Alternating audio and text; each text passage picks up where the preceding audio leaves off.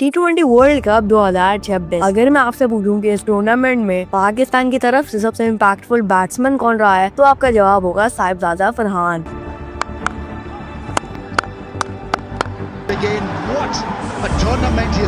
और ये सब हो भी क्यों ना, क्योंकि Sahibzada Farhan highest run getter था। ज्यादा एवरेज उस बंदे की थी। उस बंदे ने विराट कोहली का 12 साल पुराना रिकॉर्ड तोड़ा था और इवन 2 सेंचुरी भी स्कोर की थी। और इतनी सारी अचीवमेंट्स एक ही टूर्नामेंट के अंदर हासिल करना ये कोई आसान बात नहीं है। और इन परफॉर्मेंसेस के बाद हम सब फैंस ने उम्मीदें लगा ली थी कि पाकिस्तान का दूसरा इमरान नज़ीर मिल गया है, क्योंकि हाई स्कोरिंग इंटेंट और पावर हिटिंग शॉट्स तो थे उस बंदे में। और फिर इस T20 सक्सेस को देखते हुए सेलेक्टर्स ने ODI में साहिबजादा फरहान का डेब्यू करा दिया, ये सोचकर कि ये ODI में भी इसी तरह स्कोर करेंगे। बट इस चीज का उल्टा होता है और साहिबजादा फरहान लगातार ODI में फ्लॉप हो रहे हैं। तो आखिर इस बुरी परफॉर्मेंस की असल वजह क्या है? क्या इसमें मैनेजमेंट की गलती है या फिर साहिबजादा फरहान ने अपने लिए रास्ता खुद चुना है?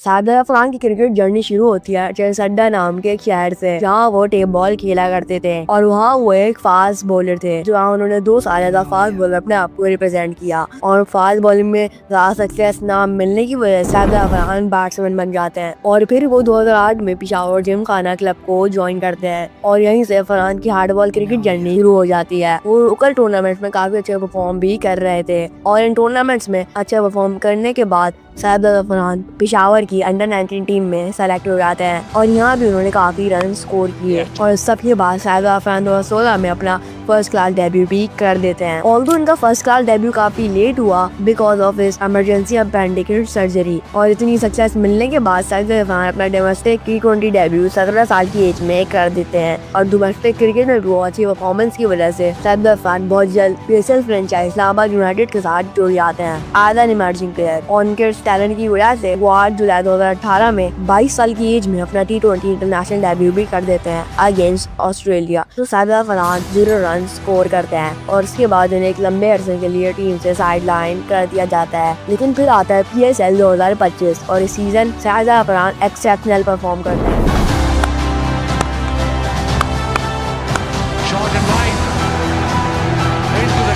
जिसमें वो टूर्नामेंट के लीडिंग रन स्कोरर भी बन जाते हैं, जिसमें उन्होंने 449 रन बनाए with a massive strike rate. और फिर साहिबजादा फरहान को बांग्लादेश के अगेंस्ट T20 सीरीज में चांस मिलता है और वो इस मौके को जाया नहीं होने देते और पहले ही मैच में वो 74 रन बनाते हैं, वो भी 180 के स्ट्राइक रेट से। और उनको इस सीरीज में सिर्फ एक मैच ही मिलता है और इसके बाद ट्राई नेशन सीरीज होती है पाकिस्तान, श्रीलंका और जिम्बाब्वे की। और इसमें साहिबजादा फरहान 5 मैचेस में 191 रन स्कोर करते हैं, जिसमें उनकी बेस्ट परफॉर्मेंस थी अगेंस्ट श्रीलंका 18 नॉट आउट।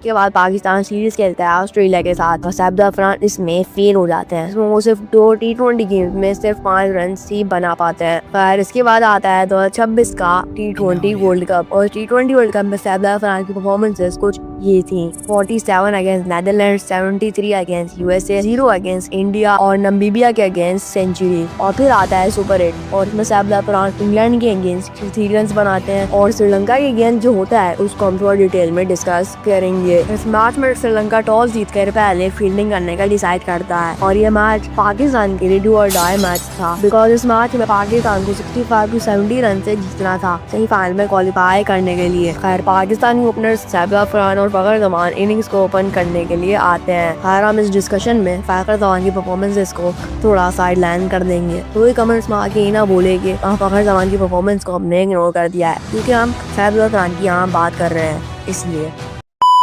अब इस मैच में साहिबजादा फरहान ने 4 बॉल्स पे 100 रन स्कोर किए और इसी के साथ साथ वो किसी भी सिंगल T20 वर्ल्ड कप में सबसे ज्यादा सेंचुरी स्कोर करने वाले बैट्समैन बने। और इसी मैच में उन्होंने फखर जमान के साथ मिलके highest T20 world cup partnership भी लगाई और इसी के साथ साथ वो इस वर्ल्ड कप के हाईएस्ट रन स्कोरर भी बने। उन्होंने विराट कोहली का 12 साल पुराना रिकॉर्ड तोड़ा, लेकिन बदकिस्मती से पाकिस्तान ये मैच सिर्फ 5 रन से ही जीत जाता है और इस T20 वर्ल्ड कप की सेमीफाइनल की रेस से बाहर हो जाता है। बट इस मैच के बाद साहिबजादा फरहान पूरे पाकिस्तान की नजर में हीरो बन जाते हैं और साहिबजादा फरहान की इसी T20 सक्सेस को देखते हुए हमारे सेलेक्टर वही करते हैं जिसके लिए उन्हें जाना जाता है। T20 परफॉर्मेंस को देखकर ओडीआई में डेब्यू करा देना और ओडीआई को देखकर T20 में, क्योंकि हमारे सेलेक्टर्स ने यही किया शाहिद अफरान के साथ कि उनकी T20 सक्सेस को देखते हुए उनका ओडीआई में डेब्यू करा दिया और शाहिद अफरान टोटली फ्लॉप हो गए। और अभी तक शाहिद अफरान ने ओडीआई में सिर्फ 5 मैचेस ही खेले हैं, इसमें वो सिर्फ 95 रन ही बना पाए हैं विद एन एवरेज ऑफ 19। और भी last Australia tour of Pakistan वाली ओडीआई सीरीज में भी शाहिद अफरान फ्लॉप गए थे। वेल, अब शाहिद अफरान के फ्लॉप जाने के काफी वेरियस रीजंस हैं, इसमें मुझे जो भी रीजंस लगते हैं मैं वो डिस्कस करूंगा। इसमें पहला रीजन है उनको ओवर हाइप करना। अब मैं ये नहीं कह रहा कि शाहिद अफरान बिल्कुल ही बेकार प्लेयर है, कि Shahid Afridi is a very great player, but हमने उसे काफी ज्यादा हाइप दे दी थी। बट अगर मैं म्यूचुअल होकर बात करूँ तो हमने एक्चुअली में उसे काफी ज्यादा हाइप कर दिया था। दूसरा रीजन ये है कि हमारे सेलेक्टर्स की वजह से उसका ये हाल हुआ है। तो शाहिद अफरान का फॉर्मेट T20 था, तो हम उसे T20 परफॉर्मेंस के बेस पर ओडीआई में नहीं घुसा सकते, क्योंकि हर प्लेयर एक स्पेसिफिक फॉर्मेट के लिए डिजाइन होता है। बहरहाल ये मेरा ओपिनियन था, आपका इसके बारे में क्या ओपिनियन है मुझे कमेंट्स में जरूर बताना। और अगर वीडियो पसंद आए तो वीडियो को लाइक और चैनल को सब्सक्राइब कर देना और क्रिक वॉइस को इंस्टाग्राम पर फॉलो कर लेना। इंस्टाग्राम प्रोफाइल का लिंक मैंने आपको डिस्क्रिप्शन बॉक्स में दे दिया है। तब तक के लिए अल्लाह हाफिज।